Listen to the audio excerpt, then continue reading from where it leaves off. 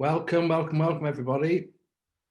For the first couple of minutes, we will just go over some housekeeping whilst everybody jumps online. Again, super excited to have you all with us. I hope everybody is doing well, and we are coming to the end of November, very close to the Christmas countdown kicking off here in the UK. Again, super excited to see how everyone's been getting on. You know, it's been an interesting couple of months. Obviously, after everybody's come back from the summer break.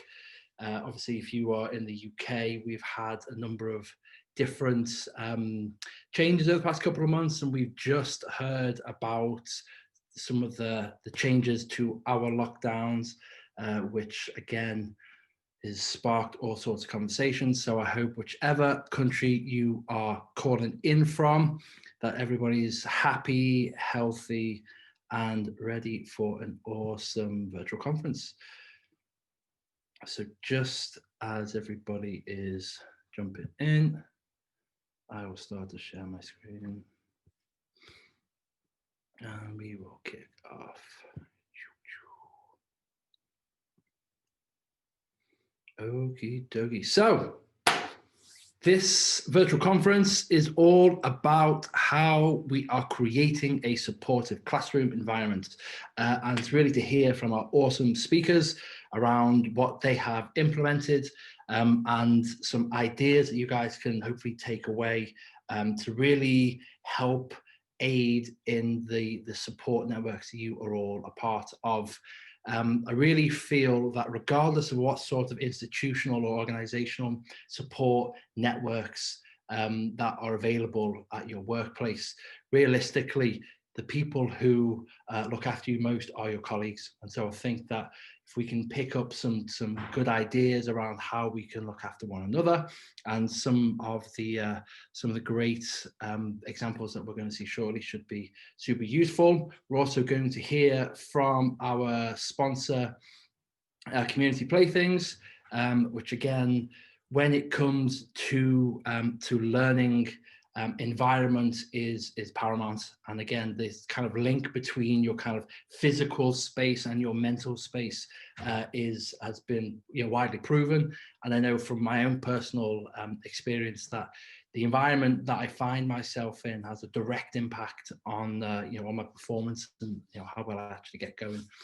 So that'd be awesome to hear from Colin as we kick off.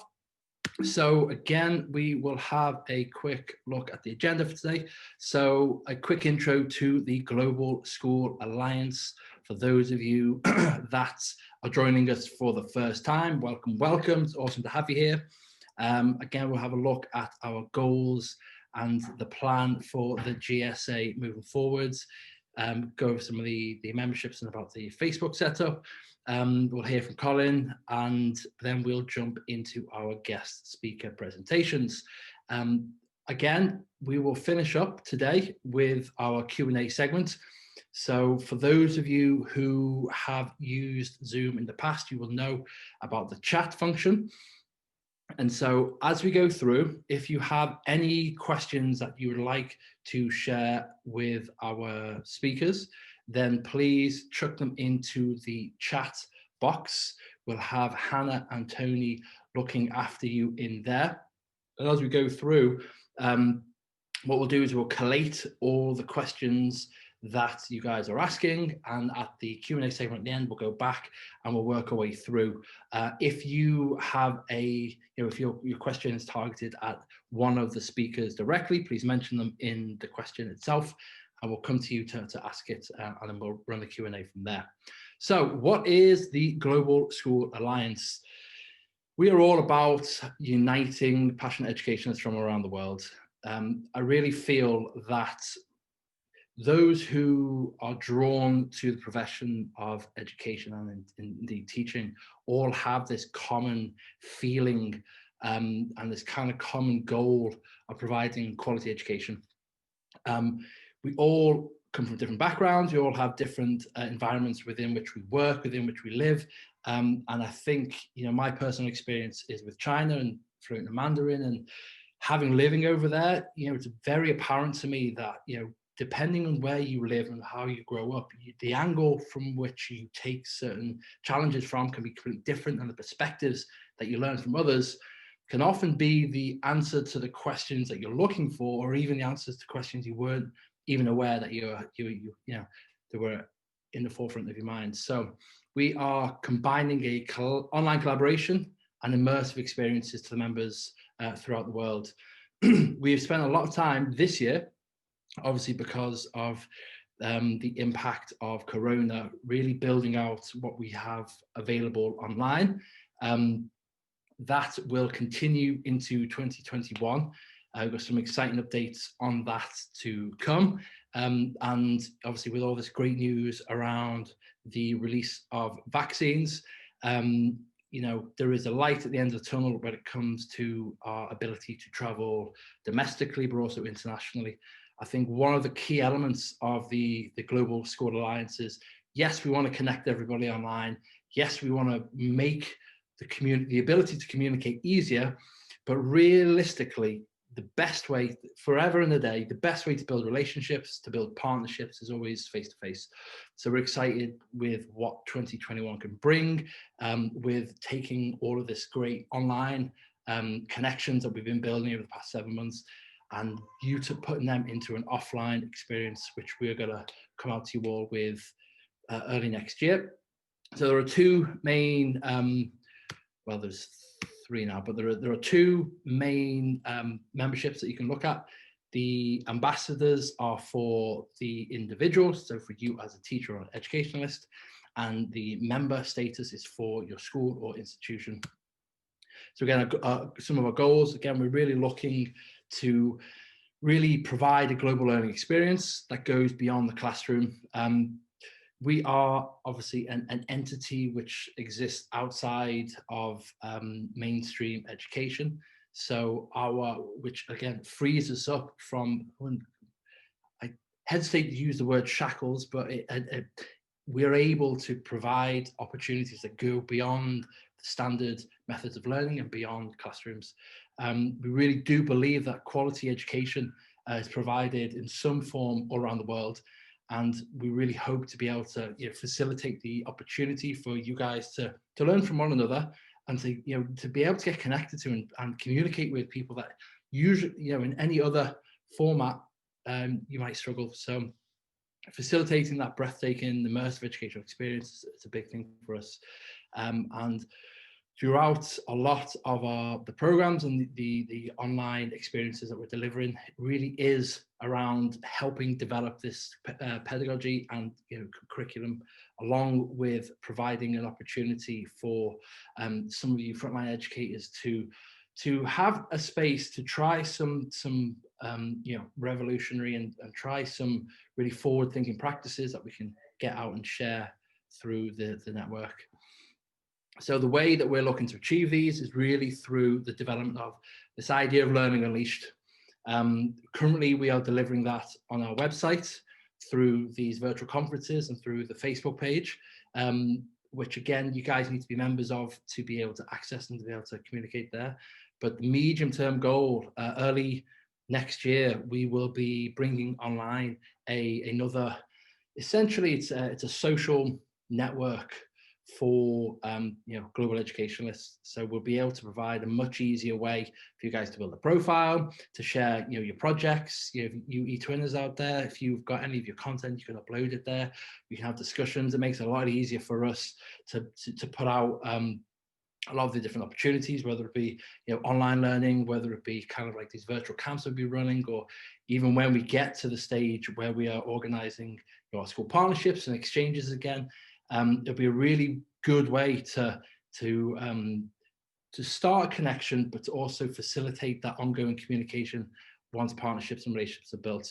So it's all super exciting. The other additional element that we have here, which really launched not that long ago, is the Ambassador Pro. Now we've had a lot of amazing feedback. We've got 80+ people already signed up to the program. Some of the feedback that we have had though is that it has been a little bit confusing around what it is all about, and what is the best way to kind of engage with the Ambassador Pro.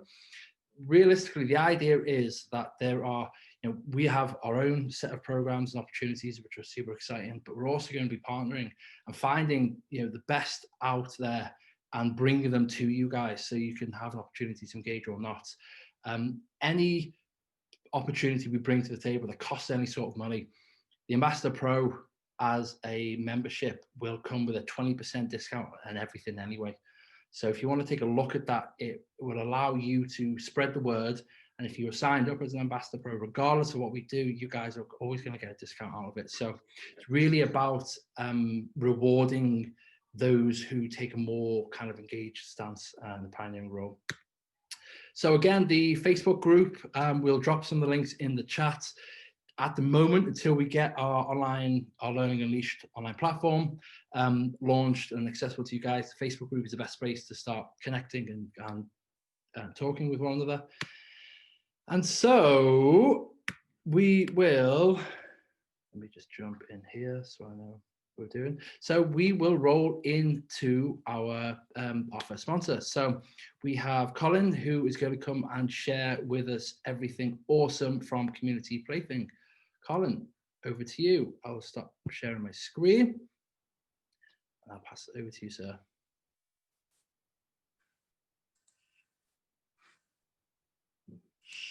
There we go. And we are a go. Over to you. Fantastic. So hopefully you can see that there. So yes, thank you so much, Tom, and like you said, the physical environment, it definitely plays into the learning environment. And that's what I'm going to talk a little bit about today. So thank you so much for letting us be your sponsor. My plan is to go quite quickly through the presentation and then show you a video at the end, which says about our company far better than I can in words. So Community Playthings, what we do, we design and manufacture high quality solid wooden furniture and play equipment for primary schools and early years settings. Sorry, technology here. There we go. Children are the starting point of everything we do, from product design and manufacturing to the aftercare of our products. We make products that make beautiful quality environments that support young children's play, learning, and of course their well-being. Investing in the highest quality materials for your school can produce long-term benefits for your staff and children, such as improved safety, improved enrollment, and can also improve staff retention. So that's something we strive to do, is quality. And this is our promise. Our products come with a free 2-week delivery that's anywhere in the UK. All our products have a 15-year warranty, so they last a very long time. Everything we make is made in Britain, and we support you and obviously the products long after the purchase. So that's part of it. And also support for the educators. We offer staff training resources. You can download those from our website, or we can send them to you in print. They're written by experts in child development, and we publish those and can support your staff like that. We offer a free room design service. That's for our UK customers. You can send us your architect plans, and we populate these plans with 3D and 2D drawings and send you them back with a quote. Helps you to visualize how your classroom might look.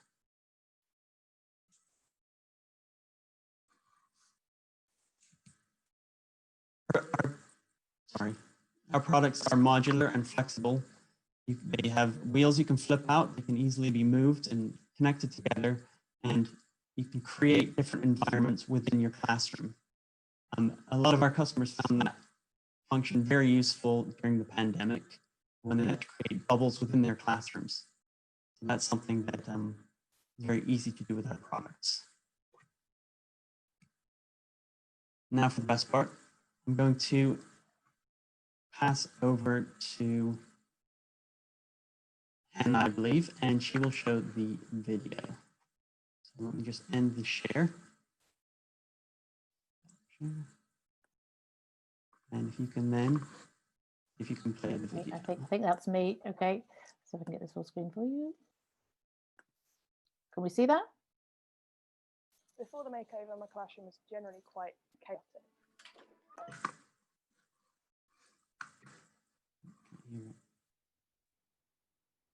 Seem to have lost the audio for a second there, Tony.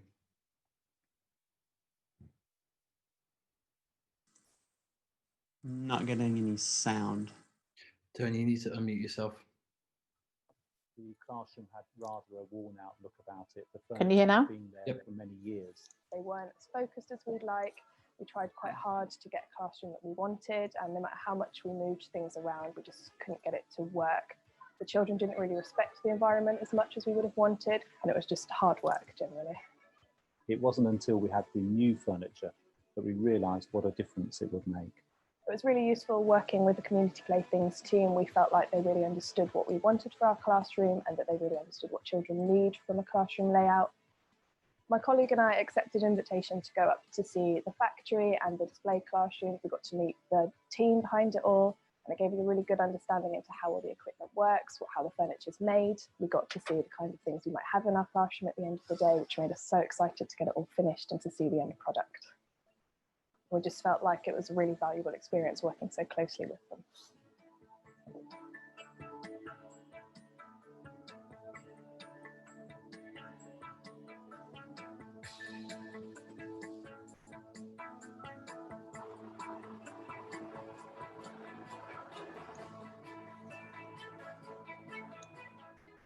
Getting the environment right is absolutely fundamental to the children's learning. It's important to create an environment that fosters the children's love of learning and to make them really want to be there. I think if you get the environment right, the children will be calm, they'll be engaged, they'll be focused. It's great that you can set the tables at a certain height depending on what activity they're doing, whether it's a sitting activity or a standing activity. So the furniture is just so much lighter, and it just makes the classroom look so fresh. And the parents and the staff immediately notice that.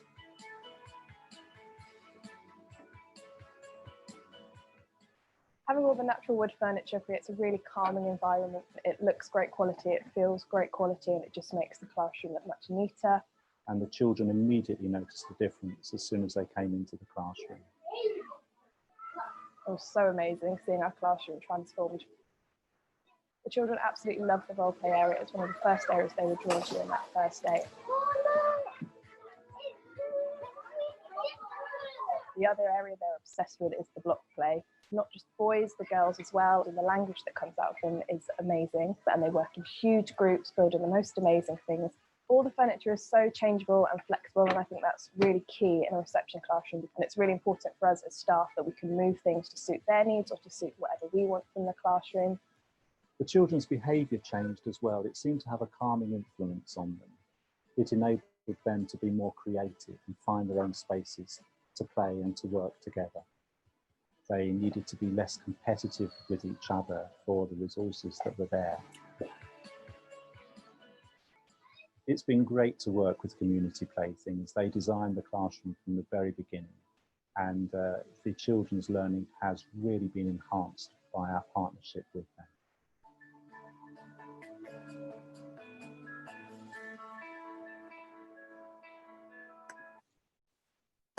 Okay, are you going to take back the sharing then, Colin?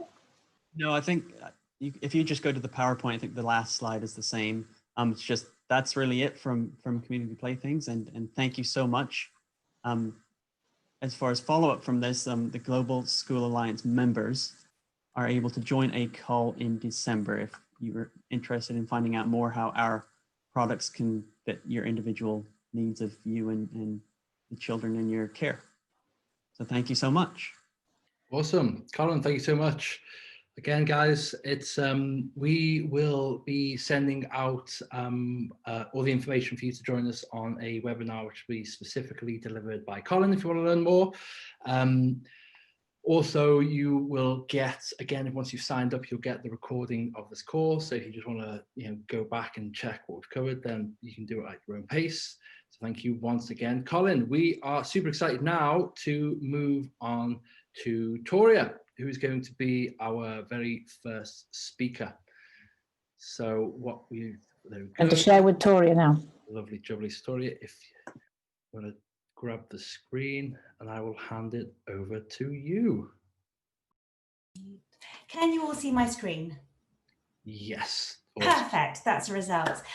I'm so pleased to be here. My name's Toria Bono and I'm a primary teacher and evidence lead educator in the south of England. And I was just blown away by all of you. India, Thailand, Chile, Romania, Tunisia, Malaysia, Albania, Spain, England, the UAE and Moldova, all represented on here today. And this is so much about my belief system. Just as Thomas said, I think there's real power in the connection to others, to global educators, which is why I'm a Global School Alliance Ambassador.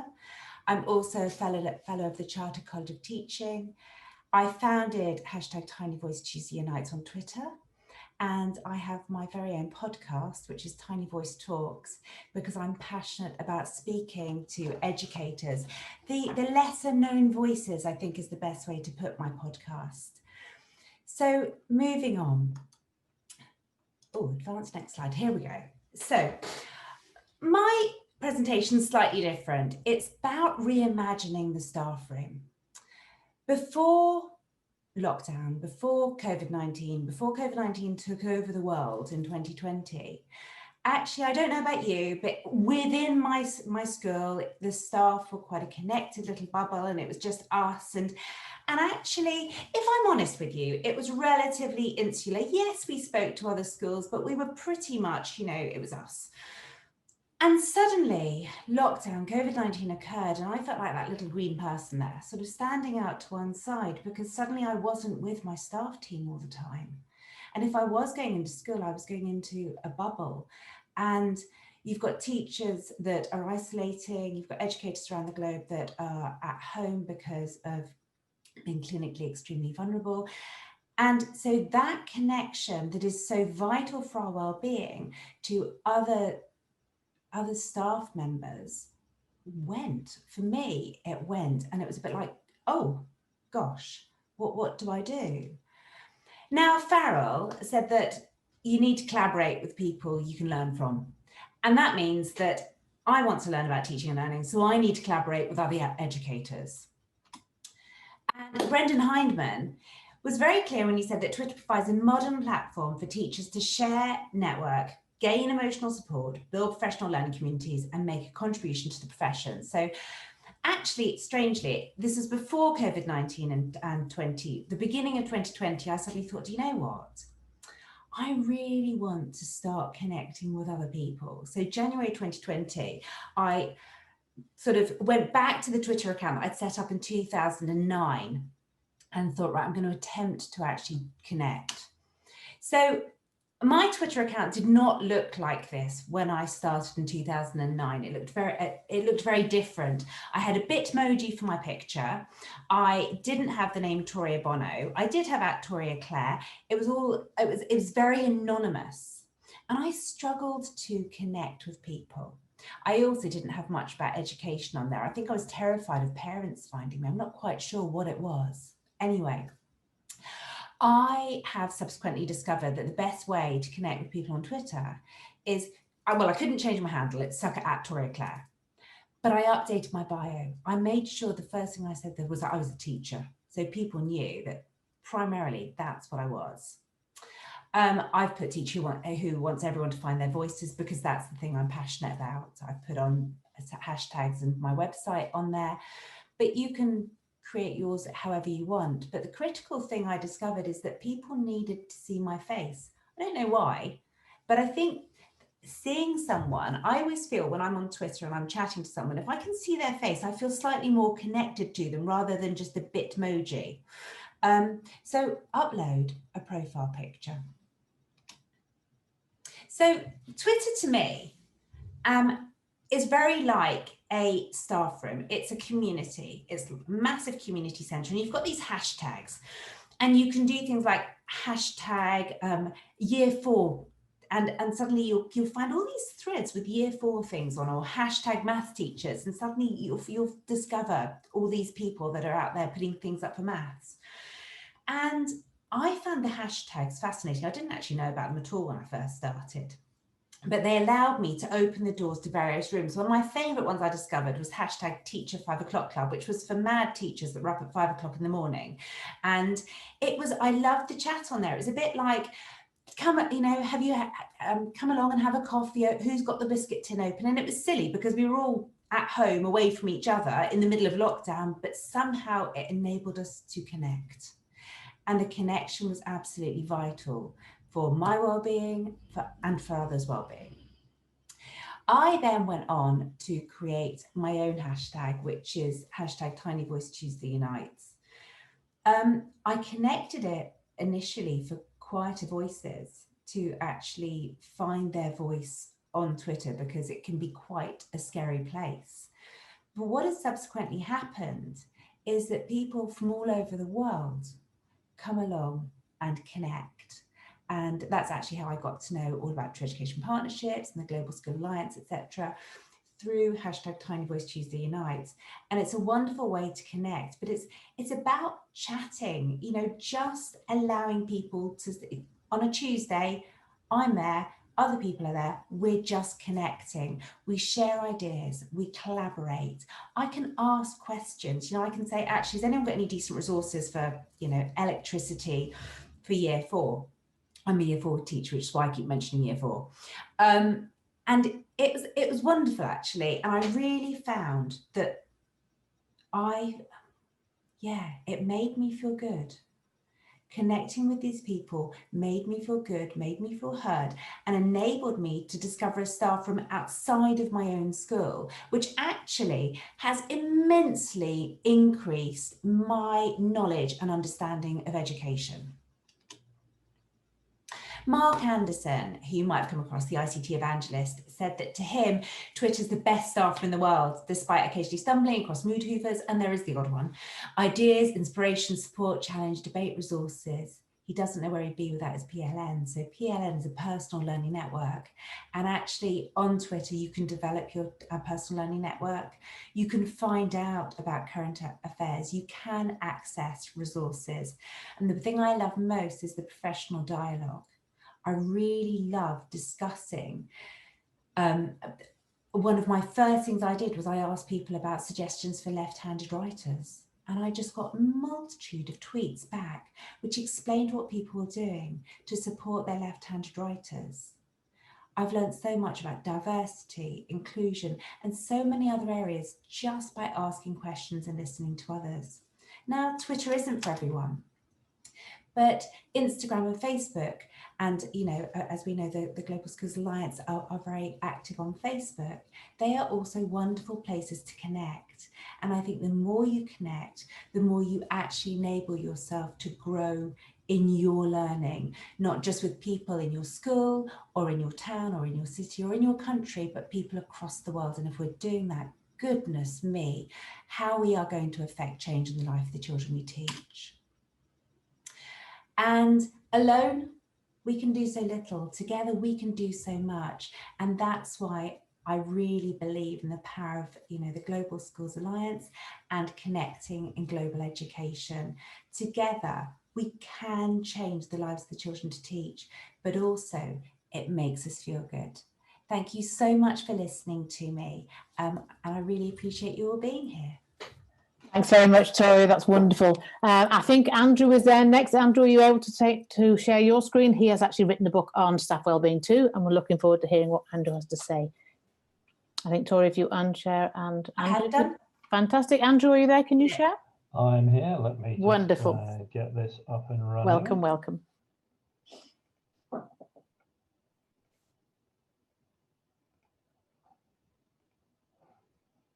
Right, here we go. All right. Hey, good afternoon, everyone, and thank you for the opportunity to let me be here this afternoon. Well, like Toria, who I've only ever met previously through Twitter. Good to see you at last, Victoria. I've been on Twitter for quite a number of years and stumbled into education Twitter partly by accident. And over the course of time, I've built up a following, and during the course of my time on Twitter, I became a deputy head teacher. and met a group of very similarly minded people over the course of the years, and we together founded an account known as Healthy Toolkit. And because we were very minded towards teacher well-being and making well-being meaningful, and that's enabled me to become an author of the Wellbeing Toolkit, which some of you may be familiar with. I also blog regularly for Education Support Partnership, and this year I also blogged for BBC Teach about the impact of COVID on the classroom. And during lockdown, my friend and colleague Kelly Hannigan and I created the weekly Wellbeing Toolkit, which is a free resource which we ran for 18 weeks from March through till July, which was shared amongst many schools for supporting wellbeing of teachers, children and parents. So wellbeing, that's my thing. So what is wellbeing? Well, you might be used to seeing things like this, the 5 ways to wellbeing, which are quite well established. You might see pretty designs like this with trees and hands, or very pretty display headings like this. But when we're thinking about wellbeing, particularly myself as a school leader, I'm thinking of other things. And really what I'm thinking of with my colleagues is what's going on in their heads, thinking about their mental health. Particularly at this time of the year, in November, we're always under a great deal of mental strain coming up to Christmas. This is no normal year for very obvious reasons. And at no point in the 27 years that I've been teaching, I've ever known teachers to be as stressed and under pressure as they are right now, for very obvious reasons. The real crux of wellbeing for me is that wellbeing needs to be in the culture of a school. It needs to be a strategic consideration, and it needs to be proactive and not reactive. And one thing I often say to people when I ask about wellbeing is your program simply covering over the cracks? In which case it's not a program. I believe you've got to start from a base of values and principles and equality to even think about having a culture of wellbeing in your school, because otherwise it simply doesn't happen.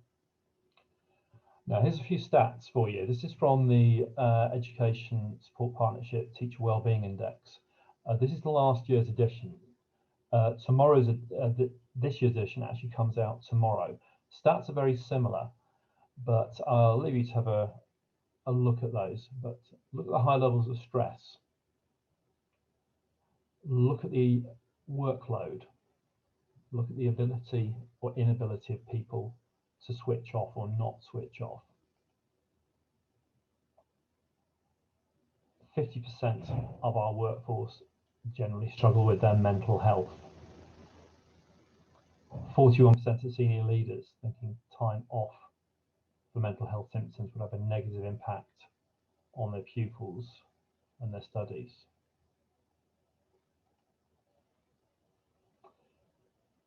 This is why wellbeing is important. And last year, 49% of education professionals said that their organisational culture had a negative effect on their mental health and well-being. This is one of the quotations from my book. It's in the introduction. Effective well-being is all about relationships, and it's all about culture. And about half of what we do in schools is about culture and relationships. The other half is about relationships and culture. The two go hand in hand. The two cannot be separated. But so something about what well-being isn't. Well-being isn't simply about being nice. I've actually had that said to me, oh, let's try this being nice malarkey. It's not just about being nice, because being nice would allow you to be taken advantage of. Neither is well-being a token well-being day or well-being week, because well-being is for every day. Well-being isn't about flying by the seat of your pants. That is being reactive to a situation, perhaps caused by somebody's absence, perhaps caused by somebody having an issue. Well-being isn't simply about workload. Workload is important and addressing workload issues, but there are other things as well. And well-being certainly isn't a lottery. It's not just taking a chance that things are going to be okay. So there's a few myths about well-being. What well-being actually is, well, you need to have a holistic approach and actually think about every aspect of your school. If you live and breathe well-being, it's in every single aspect of what goes on in your school, day in, day out, for staff and for pupils. Okay, a couple of quotes that people gave me as I was researching. Very powerful one here. Lip service was paid to don't work too hard, but no solutions were given as to how to jump through hoops or required marking and reports without working too hard. Another one saying that the head teacher began with disciplinary action as the focus of the start of year inset. And it says a lot about the school and how badly it was managed. And someone else said to me, I've worked in schools where well-being of staff wasn't a priority, and it showed in the absence, low morale, and the bullying / cliquey culture of blame.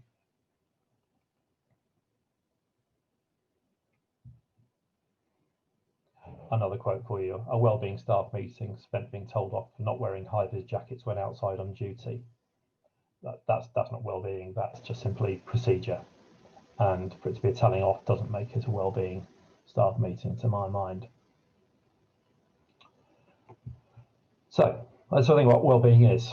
Well, it's not just for the sick and absent. Obviously, that's incredibly important that we look after our sick and absent, but it's also for those who are healthy and present as well.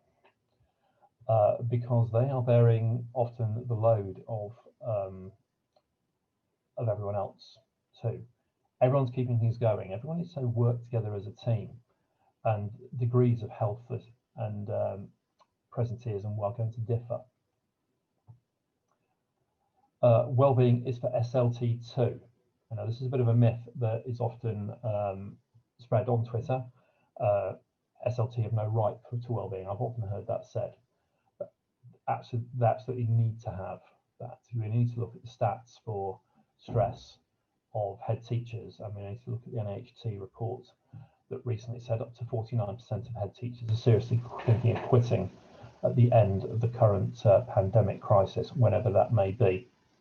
So SLT are entitled to well-being, but it's not for SLT first. It's not for SLT to simply say, I'm having my weekend, and to leave everyone else to work their socks off during theirs.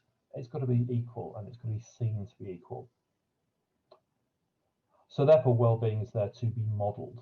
We need to have an idea of what well-being actually looks like, and that's going to differ for everyone because everyone is different. But if we can model what good working practices look like, how to work efficiently, how not to have to end up taking too much work home at the end of the day, how not to spend our weekends answering emails, that's a fine model to be setting everyone. And this is a rather different one. Wellbeing is best led sideways in.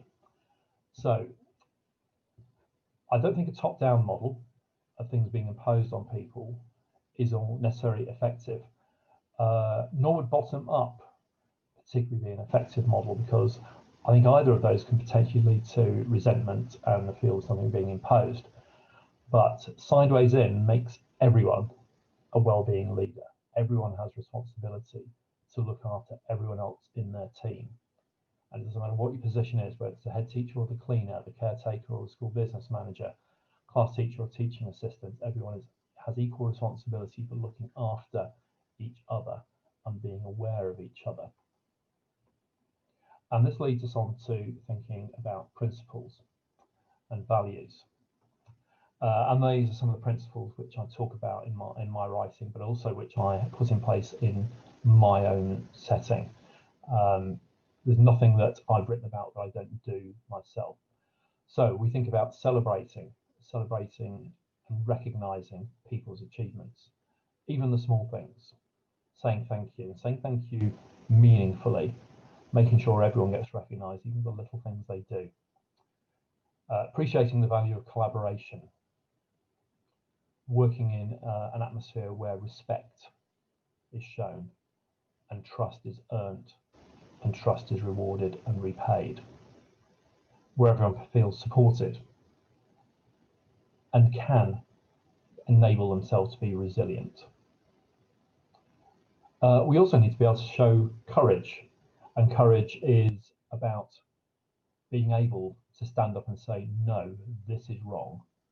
No, I won't let this happen to my staff. And actually having that principle and sticking to that. The last two are probably the most crucial. Empathy, that should be a rather obvious one. Having an empathetic feeling and actually knowing your staff, knowing what makes them tick, and being able to converse with them in a way that goes beyond the professional conversation. One thing I often say to other school leaders is, when you know your staff, do you know the names of their kids? Do you know if they've got a cat or a dog? Do you know what they get up to at the weekend? Do you know what their hobbies are? Or do you simply converse with them about school? Is that your entire conversation with them is about their class and their classroom and their displays and their books? Because if that's all your conversation is, that's not a workplace where you have a professional relationship. It's all about professionalism, but nothing else. And we're working in an environment where we're supporting young people. We absolutely have to know about what makes us teachers tick. And the last one, time. Well, time isn't a value or a principle as such, but it is our most precious resource. And 27 years of teaching has taught me a lot of places time gets wasted in meetings where we're discussing things ad infinitum which have no value. We're performing tasks in the classroom which have no value for the children. Respect that time, don't invade people's time. Give your teachers the time they need to do their teaching and to do the best job they can. Okay, so let's think about the challenges there might be to a culture of well-being in your workplace. You know, one thing I investigated was workplace bullying, and I anticipated I would have a whole catalogue of tales about bullying SLT and bullying head teachers. Now, a fair amount of that did come through, but two other groups, very surprisingly, emerged as those who also engaged in bullying behaviours. One was middle leaders, and the feeling there was that were people who didn't have people skills and had only ever been modelled leaderships by leadership behaviours which included shouting, belittling, yelling, rather than being supportive. And the other group that came through was support staff, and the general feeling there, looking through the feedback I had, was often bullying support staff were very prominent in the local community, had links to people outside, but also been there for a long time and were very, very resistant to change and didn't like change from head teachers, but also from new teachers coming in, and definite feeling that there was a direction towards the in crowd in a school often came from support staff. So it's something as a school leader to be aware of, and if this kind of thing is happening, to address that and to bring those people within your school culture. And this is where everything else I talked about before, the principles and the modelling, needs to come in. Okay, there are triggers to negativity. Social media has can trigger people in lots of ways, only down to fake news, also to the way people respond to other people's posts, which aspects of Twitter can also encourage quite a lot of as well. Staff social events can be a real hot potato. There are people who don't like to attend because of bad experiences and because they know that with a couple of drinks inside some people, things are said which can be upsetting. Relationships between staff can be a trigger of negativity, and I'm thinking there of thoughts about preferential behaviour, but also if romantic liaisons come between staff, that can also be a trigger of negativity because that can create a whole feeling of jealousy. And there's also perceptions of people's absence as well. Now, we've all worked with people who are often off, unwell, and there is sometimes resentment about that. But there's reasons why some people are unwell, and they don't have to share their medical reasons for that. And again, it's up to the leadership of the school to make sure that those sort of conversations aren't had and that people are understanding of people's absence. Okay.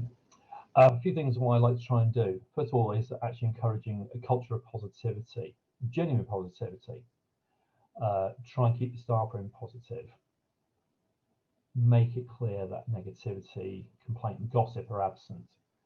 And a key culture is not I, or me, but us.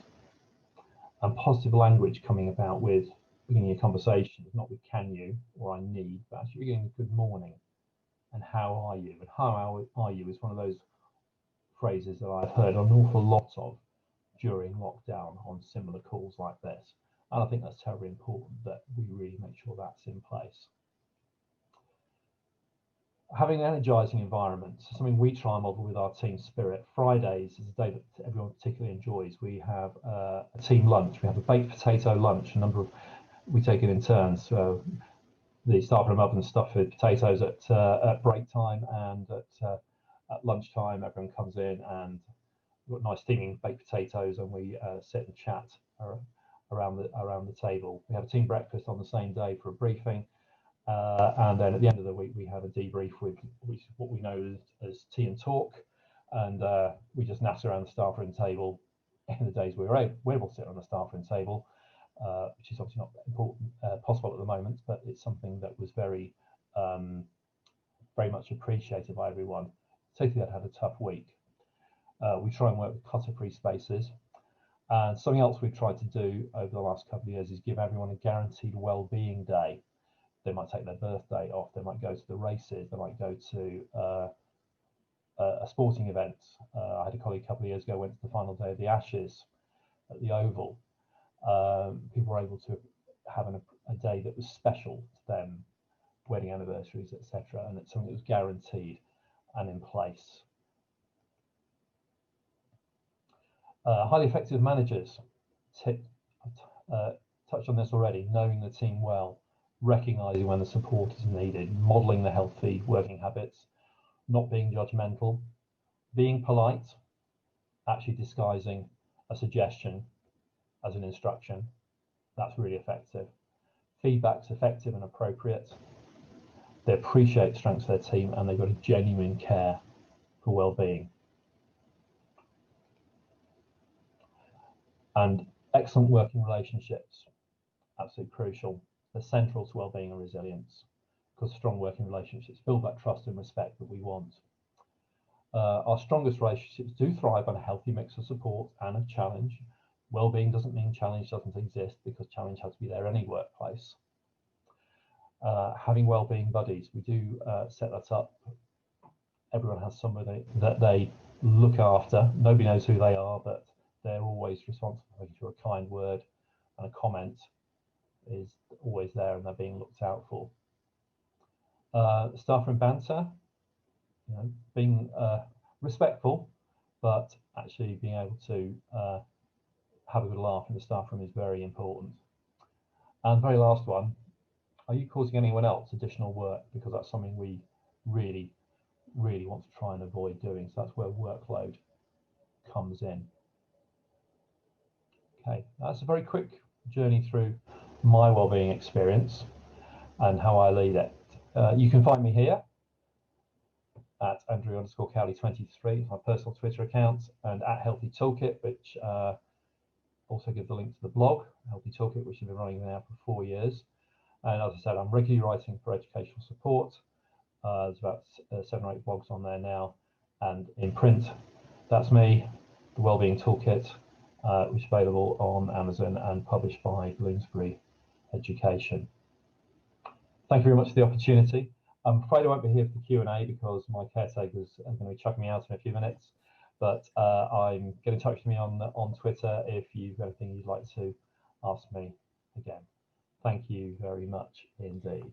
Wonderful. Thank you very much, Andrew, and thank you for spending the time with us. We've got Anna Louise next, and actually I'm going to share screen for Anna Louise. You are there, Anna Louise, I know, but I'll share the screen for you, as I believe there's some issues with the PowerPoint. So Anna Louise, can you hear me? Are you okay to tell me when you want to change screens? If I put you up, and then you can introduce yourself and let me know when you want me to change screen. Hear me? Yes. You hear me? Yeah. Yes. Great, thank you. And hi to everyone. Good evening from sunny Madrid. It's actually not, it's pouring down with rain, so it's nice because it feels like home. Originally from Glasgow, Scotland, and yeah, happy to be here and join you all. I've just caught the end of that lovely presentation that you did there, and I already follow you on Twitter, but I think he's already gone. And Tori, I'm sorry I missed you, but I'll catch you later. I'm a deputy head and special education needs coordinator and music specialist and pre-nursery teacher at my school. So I've got lots of hats on, so you can imagine how my well-being is at certain parts of the day and year. I work in an infant school in Madrid, Spain. So I'm going into my second year as deputy head and first year as music specialist. So I've got lots going on. And in my 10-year career, I've worked as a year group leader, as PSHE coordinator, as NQT mentor. In my previous job in the bigger school of over 700 pupils, I was the SENCO there, a PGCE mentor there, and a designated safeguarding lead for the whole school. So like I said, from my point of view, my own well-being has been tested on more than one occasion, and actually today it's been tested about 3 or 4 times, including trying to get here on time, and that's not even talking about a COVID-19 pandemic. So you know, we're on to a good one here. In this presentation, I just want to share with you some of the things that we're doing in the school that I work in now, why I think it's important to ensure staff succeed and achieve their full potential. As leaders, I think we need to look at our staff. If we don't do that, then our staff won't look after our kids. So the next slide, thank you very much. King's College, then, just a bit of background.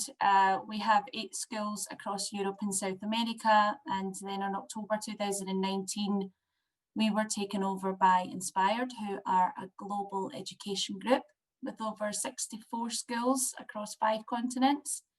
My school is a relatively large infant school, which provides, in my opinion, excellent, outstanding teaching and learning for children between the ages of 18 months and 7 years.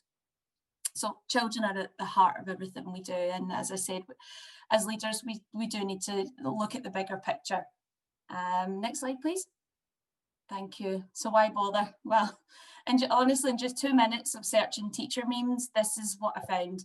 I was inundated with memes about burnt out teachers, tired teachers. I mean, just having a look at this is within 2 minutes, dead easy, so many. And it shows you what we are. We're overworked, we're tired, we're coffee and alcohol loving, God knows what we are, but it seems like we need a lot of this to get us through the day. And like I said, I've had a few coffees today, so that's probably, yeah, I know what it's like.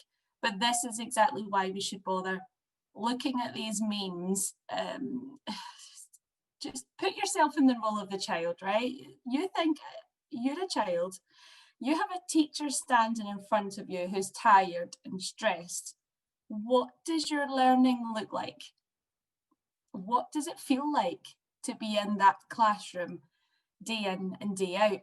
Because as teachers, we can have bad days, but what if it's always having a bad day and you have to be that child with that teacher? You're a parent of a child. How does that feel like for you as a parent? You get the sensation that your child isn't happy at school, they're not learning, so you put the pressure on the teacher, and it's a big cycle. Okay, so I saw your poll on Twitter, and it looks to me that there's just not enough, there aren't enough schools taking it seriously. So I'm glad that you've chosen this as a subject to talk about, because we need to take it seriously. We know what it's like as teachers, because we're in the staff rooms, and when we go on our breaks, it's that you talked about staff room banter. Sometimes it can get quite toxic in the staff room if you're all burnt out, if you're all tired, and you're just, you know, negativity everywhere. And then you get to a point where you're passing colleagues in the corridor and they can't even look up to say hi, let alone ask how your sick mum is. So if that's the kind of thing that's happening in your school, and you're sitting here listening to me saying all this, nodding your head going, yeah, that's exactly what it's like, well, then it's time to stop. It's time to stop, and you need to start taking this seriously and talk to leadership teams, and it's just time to get this done. So I just feel like this is why we should bother. Okay, next slide, please.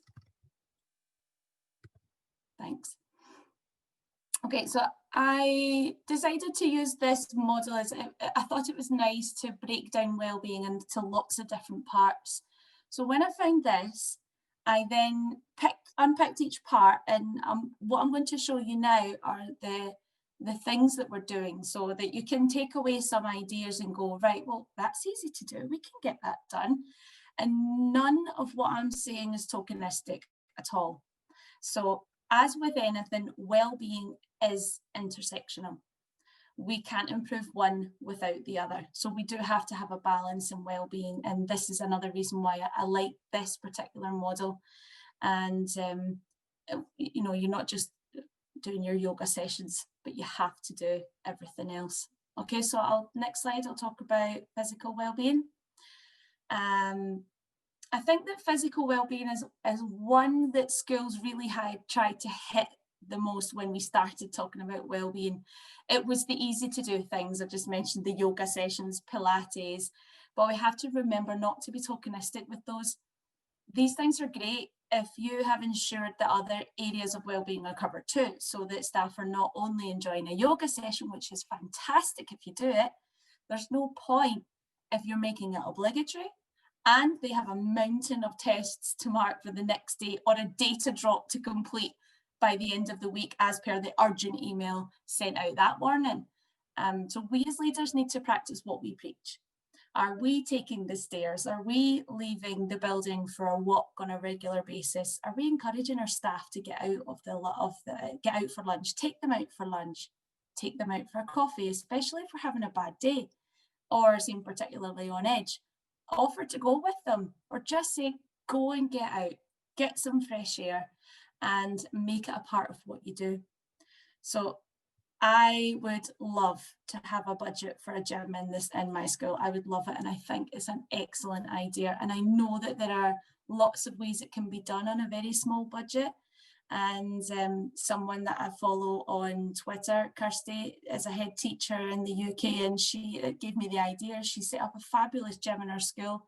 I love it because it's there. It's not obligatory to use, it's optional. There's no set class to attend. People can use it as and when they like, and just having them there, that would be excellent. But if you are doing that, please have showering facilities on site, or else you'll just end up with lots of stinky teachers. But yeah, next slide, please. So psychological well-being.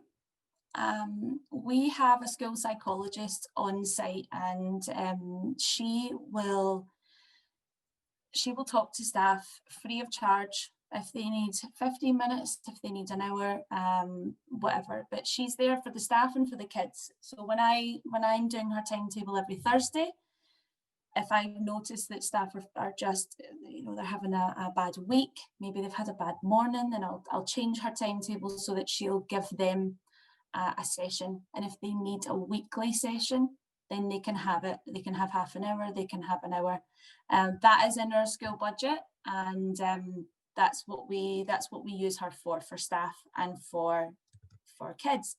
But if we also feel that our staff are overburdened by a really difficult class, hate that term, you know, that they are feeling maybe they're in an NQT and they're getting around the new behaviour policy, and what the psychologist will also do is show the teacher some strategies for mindfulness activities, some calm down activities for dealing with stress and anxiety, and she'll show them an hour-long session for the teacher then to continue it with their class. So there's a lot of modelling going on with the school psychologist.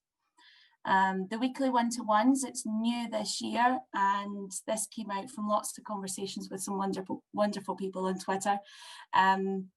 Twitter's helped my well-being, and I know Tori has already spoken about that. It's made me realise that talking to your staff is really important, and we've decided to implement weekly one-to-ones. So what we do as an SLT, myself and the head teacher, we meet weekly for about 20 minutes with our core leadership team. They are our key stage leaders and our community and wellbeing leader as well.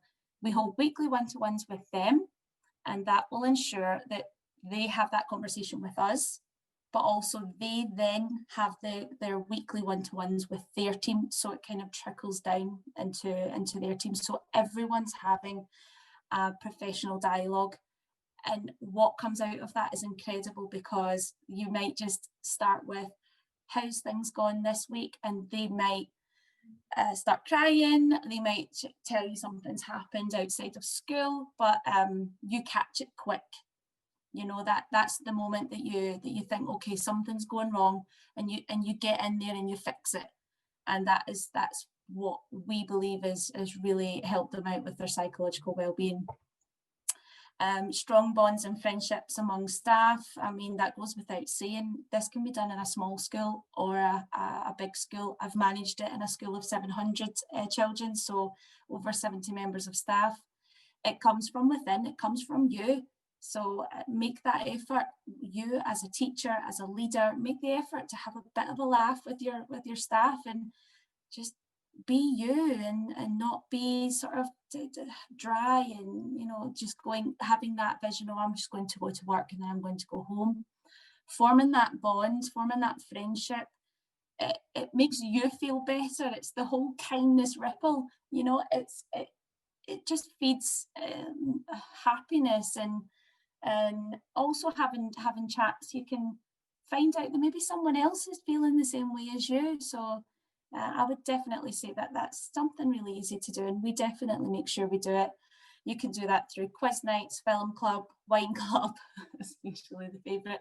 And we started this in lockdown, so you know, we met on a weekly basis, and we had our film club or quiz nights every month. And that just keeps it going despite being sort of locked away from the world. But listen, everyone matters. And what I mean by that is that everyone in the school, every member of staff is valued, and that they're represented. So I work in a school where out of 20 of us, I would say about half of them are Spanish speakers. So what we do is we make an effort to speak their language. We do it for the kids. You know, I'm currently learning Italian because there's a little Italian girl in my class that doesn't speak Spanish or English. So you do it for them, do it for each other as well.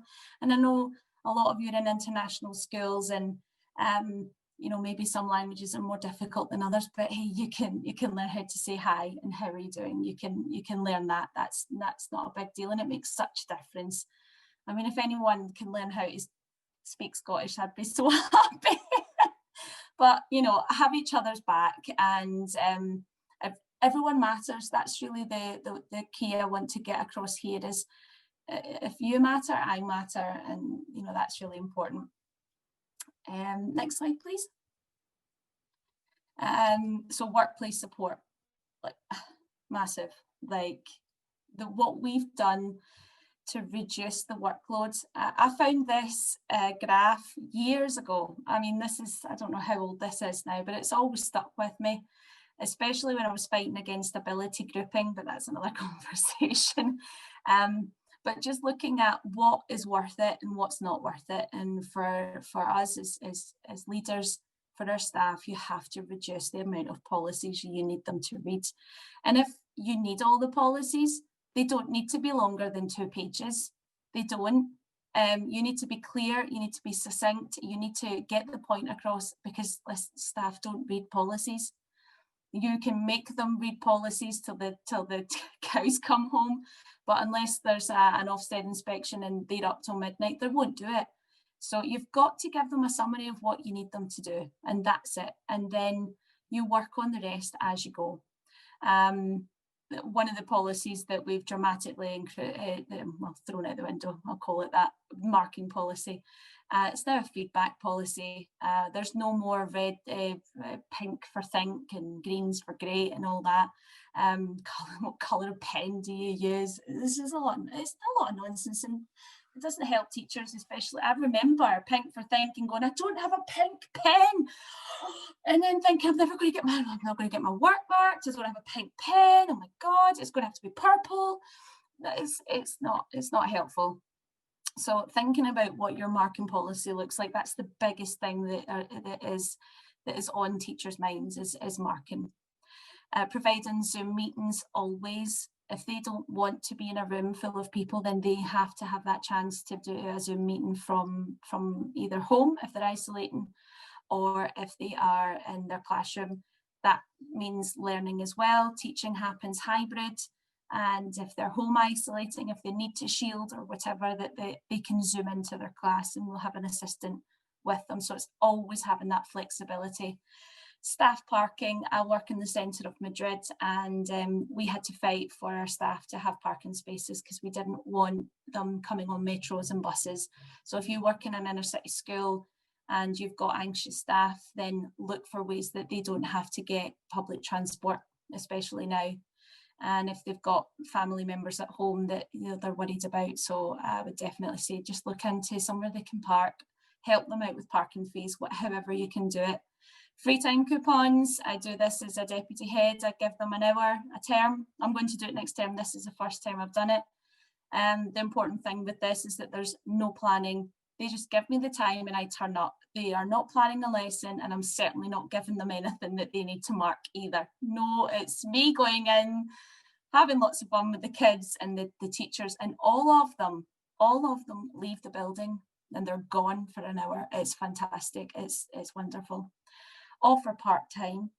Be okay with your staff to work part-time, and be mindful of part-time workers. If they can't attend meetings, then record it for them. Peer support, that mentoring, wellbeing buddies, however you want to do it, but buddy people up, or just have a coaching culture in your school that you can all have each other's back. Next slide, please.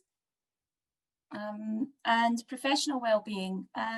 We created a virtual staff room because we actually can't use our staff rooms all together because of COVID. So we've got our staff in different staff rooms. So we've created a virtual staff room, which started really small, just for us to put our staff meetings on. And then it grew from there. And we've got an area for each part of the school. We've got conferences on there. We've got articles on there, blogs on there, podcasts on there. Tori, if you're listening, your podcast is on there. So it's about having the staff in control of their CPD, and they have been amazing, and they've created their own site. So we've got the creative lead. She's created her own site where she's put in things that we can develop our own creativity and our art and our vision to be more atelier in our schools. So it's them being in control, but this came from lockdown when our CPD went back to us, which was fantastic. So we're making sure that momentum keeps going, and we're not going to be telling them what they need to do to professionally develop. They take ownership of it themselves. We have our coaching culture, again, just peer support coming from us during our one-to-ones. We coach each other. And we've learned lots of different ways that we can coach one another. I'm not a trained coach, but it's using those types of questions. Mentoring is huge, especially for our NQTs and our and those that have just become newly qualified. We have learning walks and learning talks. We don't have learning observations. We have a shared school vision where we're all part of this together, and they're involved with our school culture, and it's especially with our new implementation this year of equity, diversity and inclusion. So we really are all moving in the same direction. And job security, you've got members of staff that just maybe, you know, needing a little bit more support. We'll support them through it. Do absolutely everything you can. Be ethical leaders. Be ethical in everything and all decisions that you make. If a staff member is just not quite where you need them to be, figure out how to get them there. And you would do it for your kids, so you do it for your staff as well. Next slide. Oh, okay, I'm at the end. And I'll just finish with this quote: when people support each other, incredible things happen. It's true. You've got to support each other. Lots of different ideas that you can implement in your school, but please, if you take anything, don't make it tokenistic and don't make it harder for the staff to do. And thank you. Oh, fantastic, Annalise. Thank you so much for that. I'll stop sharing because I think it's actually going to be, who's next? Sorry, just work it. Who have we got next? Sorry, we've got Sadie next, but there's also, I don't know what, if any questions, we said we'd do questions at the end, but if you've got any questions for any of the speakers, just put it into the chat and we can then pick it up at the end, if that's okay. So put questions in there, but Sadie, are you okay to take the share screen and go next? Yes, sure. Let me just pull this up. Fantastic.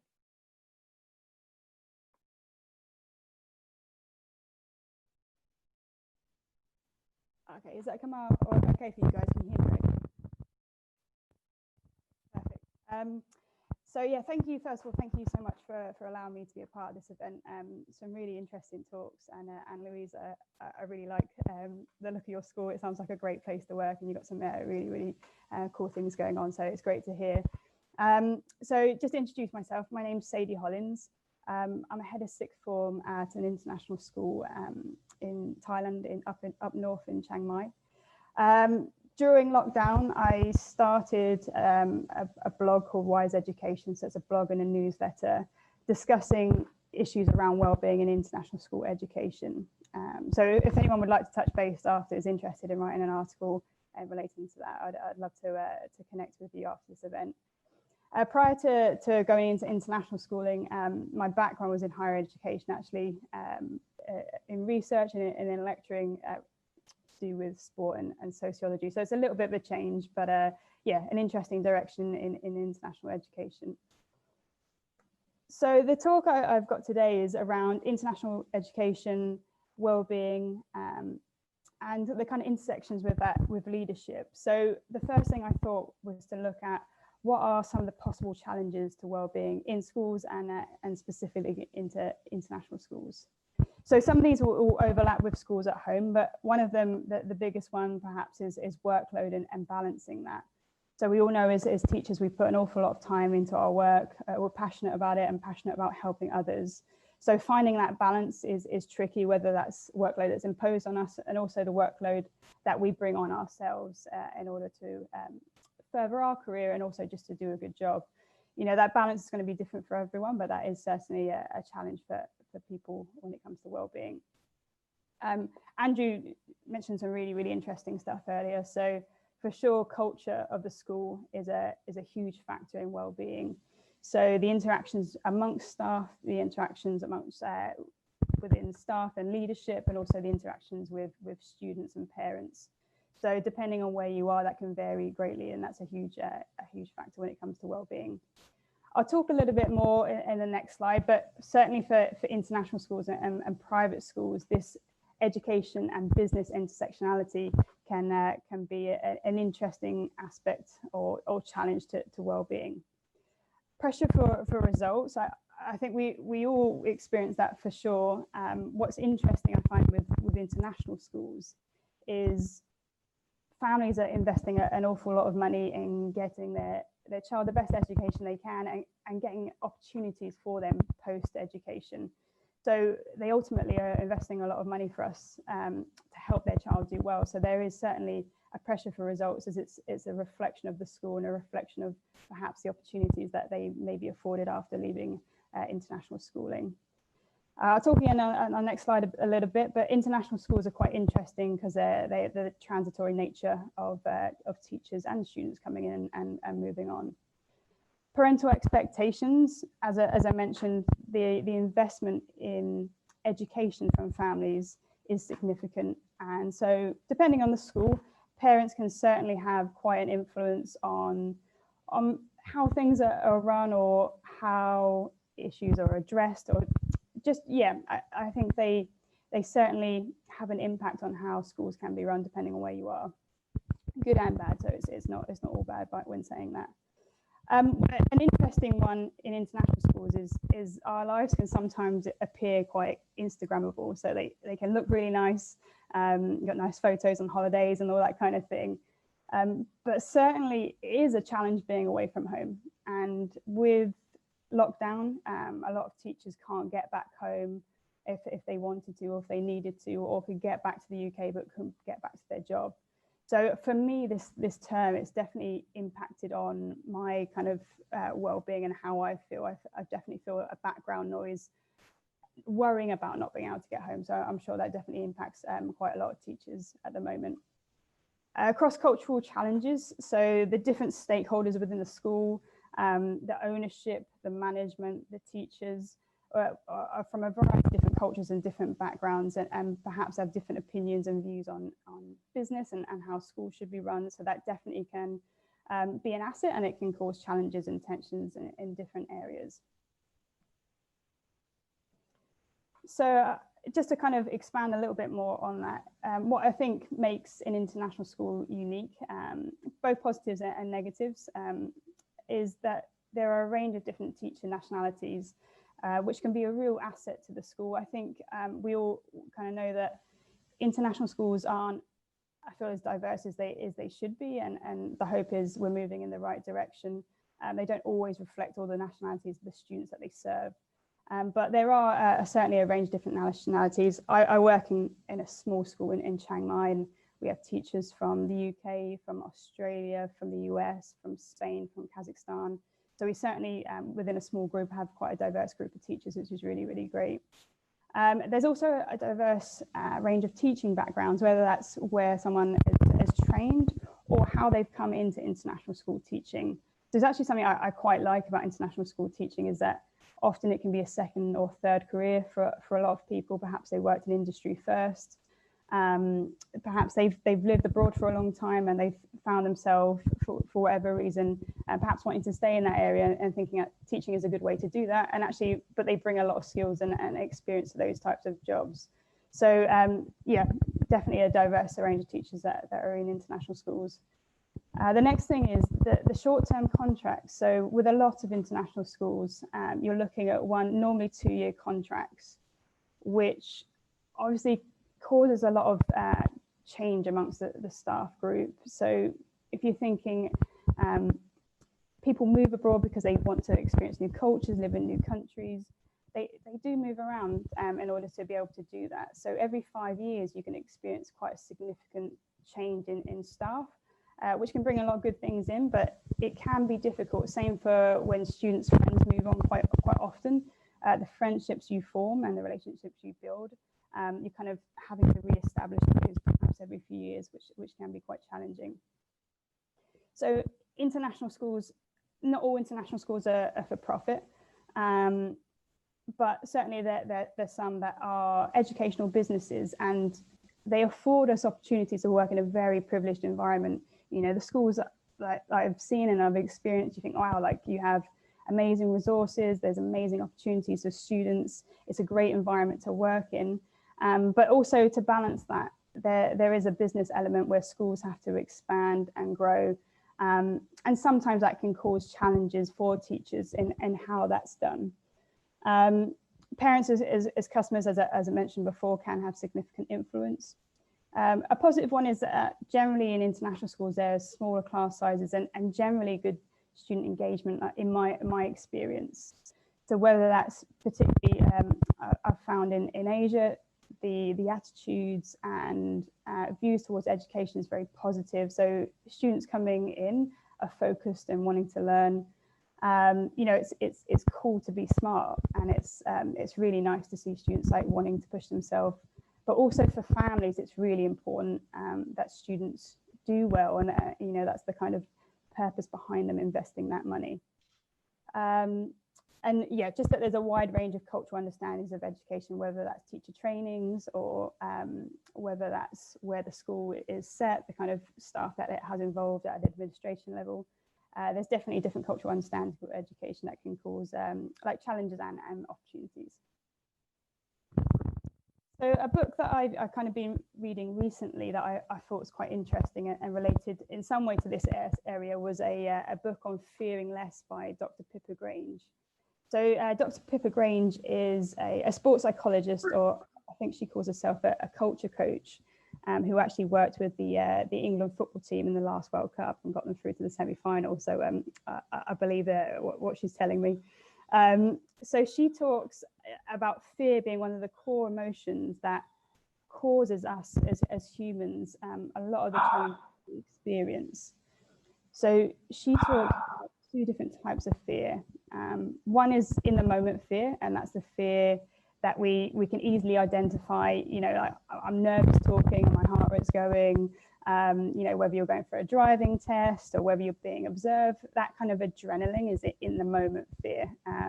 But it generally is pretty temporary, and it serves a purpose to kind of get us ready for the situations that we encounter. The second type of fear that's quite pervasive, and perhaps we don't always know that it's there or isn't easily identifiable, is the not good enough fear. So a primal fear for humans is this fear of abandonment. But as humans have evolved, that's kind of shifted a little bit into, rather than abandonment, what we're worried about is whether we're not good enough. So when we're talking about that, we're thinking about the notion of fear as confusing maybe what's happened in the past with what might happen in the future. So that idea of something's gone bad in the past, the worry that it could happen again. This type of fear is the kind of how it's been described as, if you've got inflammation, like if you've hurt your ankle, it's inflammation, it's good inflammation, it's there to protect you. But you think about the kind of inflammation that causes a lot of like chronic health conditions, that ongoing inflammation in the body that perhaps we don't always recognize is there, but can cause us a lot of problems long term. And this type of fear can lead to things like jealousy, perfectionism, isolating from others, and perhaps staying smaller than we really are. And I guess like I found that this like links to kind of the scarcity mindset. So this idea that life or opportunities is this kind of finite pie, and you know, if someone else takes a piece of that pie, there's less left for me. And where I kind of find this is when I find myself being aggravated or irritated at school, I kind of have to reflect and question on, is that because I'm worried I'm not doing as well, or I'm worried that other people are getting ahead of me? And really, like, opportunities are endless. There isn't really a pie where there's only a certain amount of pieces. The same as like praise. You know, praise isn't limited. Like your boss doesn't have only a certain amount of praise to give. You know, the praise can keep on going. So it's kind of, we need to move away from that idea that it's finite. There actually is much more than we think there is, and we're not really fighting anyone for it. It's just in our own minds. And an interesting thing that Dr. Pippa Grange talks about is fear can come from within. So your mind, your beliefs, this idea that I'm not good enough, which can lead to jealousy and perfectionism and so on. So that comes from within us, but also fear can come from outside of us. So this is where it links into like the culture of where we are or where we're working or the environment that we're in. So it kind of feeds in two different directions. So I've always found this important for me. I think from my personal experience of having a negative experience earlier on in my career, for my well-being, it's really important that culture and the environment that I work in is the main thing for me that impacts on my well-being, as I'm sure it is for many people. And she talks about environments as if, are they fearful environments? And the 4 areas she kind of mentions that we should consider of whether or not this is true to the environments that we work in or lead and manage is it passive aggressive? So are there staff members or leaders that perhaps don't say what they mean through non-verbal actions or cues? Perhaps you're getting mixed messages, and perhaps sometimes there's a deliberate lack of clarity to cause doubt in your mind. So is there any members of your staff that are causing that type of fear in your environment? The second one is it a predatory environment? So is the school that you work in, do you have that feeling that there's no room for error? Perhaps you worry if you make a mistake, there's some sort of public humiliation. So it could be in a meeting, it being brought up as like a bit of banter, or it could be brought like you pulled in for making a mistake. That sense of like being black marked for making a mistake, like for example, I can't get any parent complaints because I think that might impact my career, or I won't be able to progress to the next level, so I'm constantly scared of making mistakes. And I think this is an interesting one within international schools because of the short-term contracts that we have. So are you fearful if you make a mistake or you fall out of favor with management that your contract won't be renewed? The next type of environment is the environments that are power-based. So do they have a clear power top-down structure? So these kind of environments lead teachers or staff to stop thinking about what could be improved or changed, stop bringing their creativity to the table, because there's a set structure, and you have to stay in your lane, right? And you have to comply with the wishes or the direction of the school, and you don't feel like you can add or share your ideas with that. And then the last one is it a possessive environment? So what do you have to give up in order to belong in that environment, to belong amongst the staff or in that school? So do you feel like a bit of a cog in a machine, or perhaps that you feel like you've sold your soul to work there, or you feel like they make you feel like you're lucky to have the job you have, rather than actually like the other way around, that you bring a lot to the table and you should feel like appreciated for being there. So just I guess in relation to that, in tackling like a fearful environment, can we empower staff through trust? So this is, for me, the experience I had, the most positive experience I've had is this feeling of complete trust in my judgment and what I do. And I think this comes in different directions in different ways. So something as simple as, do we trust staff to spend PD money on the things that they think will benefit them most in their classroom and in their career, rather than imposing ideas on them and what they should be doing. The idea that we should trust teachers to know what is best for their subjects and students, like you employ staff for a reason. You need to trust in the qualifications and experience that they have. They're doing their job, like trust them to do that. And also trust that teachers want to drive the school forward. Like people, the type of people that go into teaching are going to it because they're passionate and want to create a change. So when they make suggestions, is to recognize that it's to help push the school forward and to help the students coming from a genuine place. So it kind of seems quite simple, and like, how can you empower through trust? But like, it's surprising how often this actually doesn't happen, or how perhaps often people don't reflect that it doesn't happen or happen enough. So simple things like listening to feedback from staff, encouraging an open dialogue, but a genuine open dialogue where people feel listened to, and also things are acted upon. It's not just a forum for you to share your ideas that we're going to keep on the box till later. Like, how can we use some of these ideas to drive the school forward? If someone shares a good idea, however big or small, like, act on it. I think staff really, really appreciate that. So whether that's a new way to organise staff parent meetings, or a new wellbeing initiative to implement, give staff the power to run with that, give them space to try those things out. Be in it with staff. So, you know, if there's frustrations in the school, you know, you have to be professional, but there can definitely be a way that you can convey that you're in it with staff, you get it, you understand it, and you're kind of fighting for them if there's issues, or that you have their back, and you have complete trust in what they do and who they are as teachers. And I guess one of the last things is celebrating staff success, noticing and celebrating them as staff members, not just the idea or the program or the initiative that they brought forward. So it's great that there's a new wellbeing initiative, but what has that staff member put in place? How much time have they given up? What kind of person will bring that forward? That's the sort of thing that you need to celebrate, is them as people, rather than the actual mechanical things that they put into place. So just some points to finish off on in terms of leadership, wellbeing, and school culture is to normalize failing, and it seems like a silly thing to say, because as teachers we're always managing and dealing with like setbacks and then improvements, but viewing failure from staff as puzzles to solve, rather than roadblocks. How do we move forward? Like, what do we learn from that? How do we take that knowledge forward? I thought this was quite an interesting one, is that if you're playing for a place in the team, you're not focused on playing to win. And it's not saying at schools you're playing to win, but if I'm worried about my job, I can't be doing the best job I can. I'm in survival mode, rather than like given the space to thrive and really do my best in my job.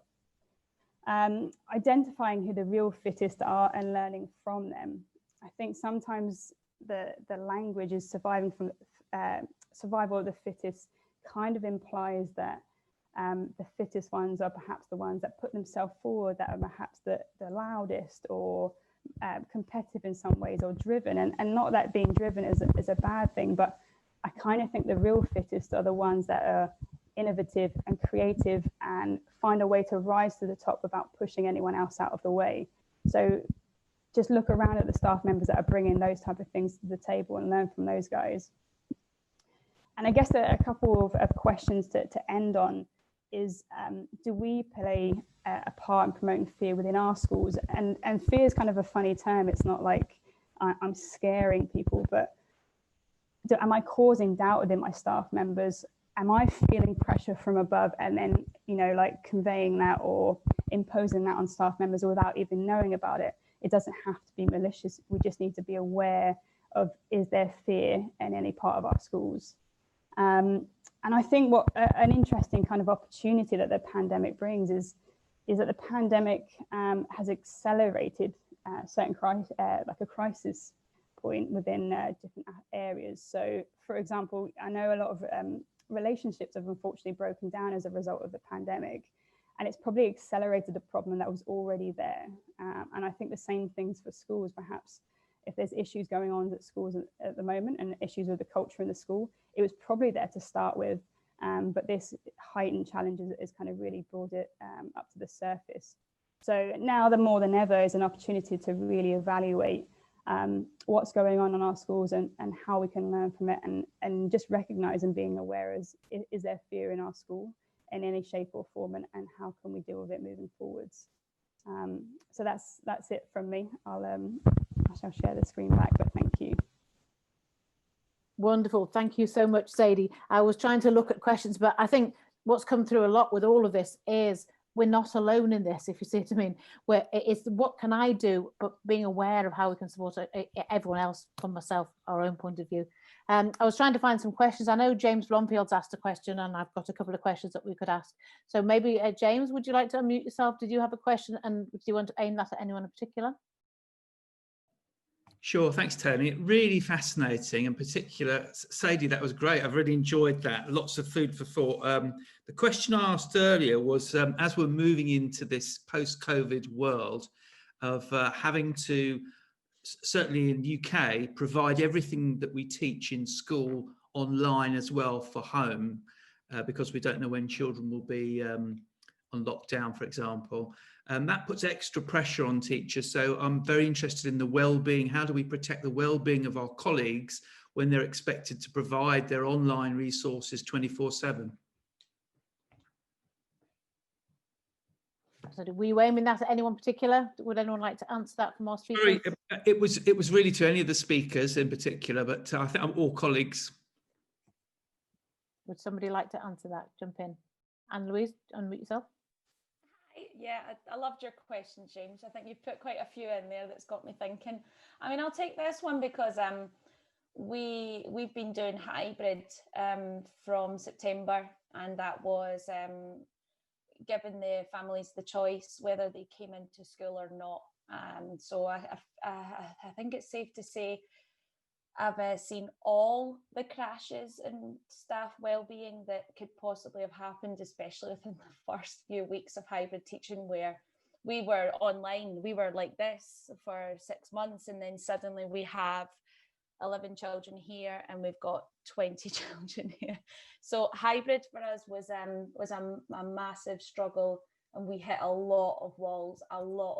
We had a lot of tears, a lot of storming out, a lot of I'm done with this, unplug everything, to hell with it, excuse my language. So I feel like we worked through a lot of those problems, so I could probably safely say that we're in a good place right now. We don't offer 24/7, so it's school hours, and I think that's really important that parents know that now. We've got a little girl who's currently zooming in from China, and so we have to adapt to the time difference, but mum is completely aware of that. So what we've done for her is that she has her morning session with the class, and then the rest of it is videos from the teacher directly to her. It's daily challenges. It's she's only reception, God bless her. It's daily challenges, videos from the teacher, which she sends, and that means that mum has enough to do with her at home, and she's still accessing the curriculum as if she was in the class as well. The only difference is that she doesn't have the friends around her. The other thing is having decent equipment. What we didn't have was decent equipment. We had iPads all over the room, one for every child that was at home. That wasn't working, so we invested in 360 cameras, tripods, iPads, and made the day work for the teacher. I think that was really, really important, that the teacher was able to say, this works for me, and if I do it like this, it will work, and I will be able to deliver the curriculum in the way that is best for the child, because at the end of the day, the teacher knows best. Because it comes back to what I was saying before. If you've got a burnt out teacher, it doesn't matter how many times you tell them to do hybrid teaching. If they are burnt out, if they are stressed out, if they don't know what they're doing from 1 minute to the next, then there's no point. So it's about the teachers taking ownership, having conversations with the family as well, and finding out what is it that you actually want. The problem that we had is that we assumed that we knew what the parents wanted. And actually, when we ask them, they don't want their child to be sitting in circle time on an iPad. That they want their child to learn. And if they want social time, then it's an iPad out in the patio with them, out in the playground. So it really is teacher wellbeing in that sense. We've went through it all, but when you bring it back to the teacher, and the teacher sits down and says, right, this is what I can do, this is what's doable, and it's always a mix of videos that can be recorded in the teacher's own time. Maybe they're less frazzled at home, they want to just do a couple of recordings. Google Classroom, setting tasks, and having that time in the class for 20 minutes input, and then the child can go off and complete the work independently, or stay online if the child wants to. So I don't know if that sounds. I could go on for a long time about hybrid teaching. It's another massive conversation to have. But I hope that's answered your question ever so slightly. Thanks, Anne-Louise. I did notice we had a hand raised for Atambar. Are you on there? Would you like to? I said Atambar. I'm sorry, I'm not sure if I've pronounced your name right. Would you like to unmute yourself? Did you have a question? Or is he still there? He's got your hand up? No. Would you like to unmute? Okay, maybe not.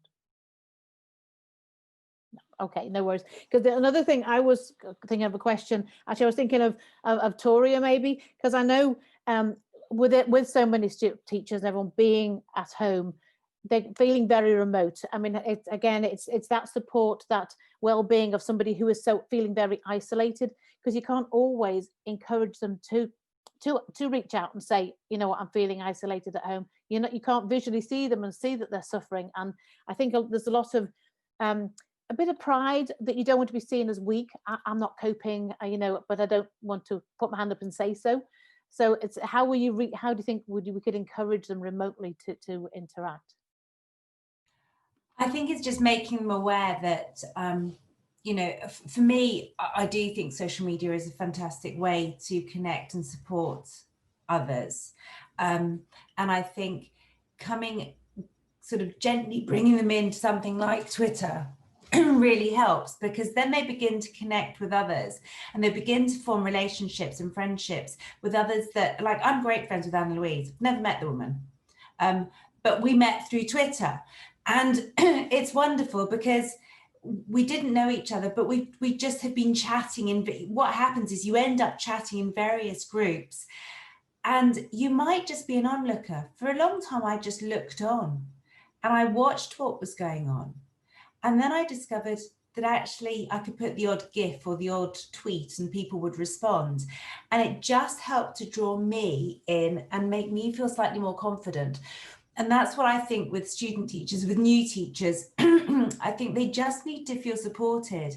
And what I would say to anyone on any social media platform is if a new teacher reaches out to you, answer them, because actually they might be sort of screaming in the dark, just wanting someone to say, hey, are you okay? And they might just say, oh, I really like your, I've got a bit of thing about GIFs, but they might just put, I really like your GIF, but it might be their way of reaching out. And so I would just say to people, really, really notice when people comment on anything that you're doing, notice and respond. I agree. Just watching to begin with, you can then empathize and just add a few comments and it can be drawn in. I also think, do you think it's a female thing? I don't want to be sexist, but I think women tend to talk to each other more. Do you think there's an issue with maybe men not feeling the same? I don't know if anyone out there agrees with me, or if any males would like to jump in with this, but do you think it's easier for women to chat than men? I'm not sure if it's easier to chat, but I think it's easier for women to find to maybe join the groups. But that's why on Twitter you've got Men Teach Primary, fantastic group. Monday they run a thread, and it's men coming together, and it's not just men, it's women. It's not just people teaching primary, it's people teaching secondary. It's not just England. And I think that's the thing. It's there. There is the support network out there, and there are lots of men I know on the social medias that, goodness, they talk. But I think it's just getting that courage and finding your people out there as such. And I would say within a school setting, I would say definitely the men within my school would waffle and share a lot less than the females. You know, we will be the one talking about Bake Off last night in the staff room, and they may well not be. And what I would say to anyone, and this is my one plea for staff rooms, is don't sit at your desk at lunchtime. Please, please, please, please, please use that time. I think it's so important. It really is, just to go in and connect. Fab. Thanks, Toria. I agree totally. Yeah. And one other question, I don't know, Anne-Louise, if this could be you or if anyone else wants to jump in with this as well, but I was thinking about how it's all about culture as well, and trust, and being able to open up like that. So how do you think you can build this culture in a school, starting from scratch? If it doesn't exist, how do you start this sort of culture off in a school? I mean, Anne-Louise, you've obviously established it within a school, but I was just thinking of schools that are thinking, well, I've got a lot, it could be a bit of an uphill battle because you've got change, you've got certain leadership that you've got to get through with all different personalities. Is there any ideas of how you can get a culture established? Well, what we did was we did a temperature check of our culture and where it was, and it was kind of old and dusty, although I've got a Scottish word for that, which a friend of ours, Schweb, loves, fusty. Don't know if anyone knows that word, but it's very old and very dusty, and and it was from a 50-year worth of leadership. So this is from the company that is the bigger company.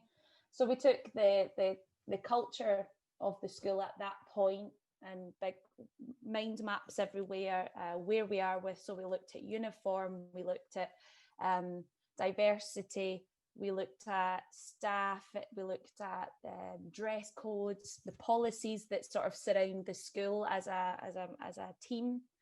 And then when we looked at that, we got another colour, and it was like magic wand, what do you want? And every member of staff had magic wands everywhere.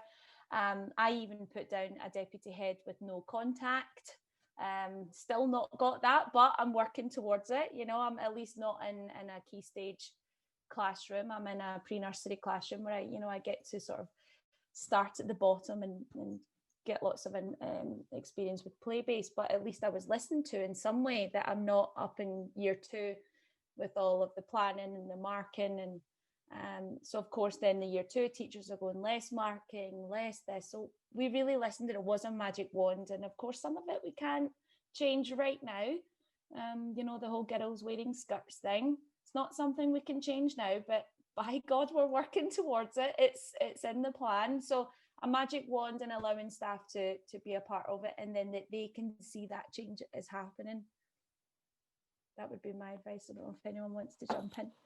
Wonderful, thank you. Does anyone else want to add, or should we? Like I said, this has been recorded, and I'm just conscious we've been on for a couple of hours already, so it's been recorded, and the conversations can be carried on the Facebook group. We're going to share this recording and the presentation, and I think people have shared links to be able to contact each other. And again, hopefully we'll see each other on Twitter and on the next conference. But that'd be great to keep in touch. So unless anyone has a burning desire to say any more, we'll leave it there for now, and look forward to seeing you all again soon. Is that okay? Fantastic. Thanks very much. Bye for now.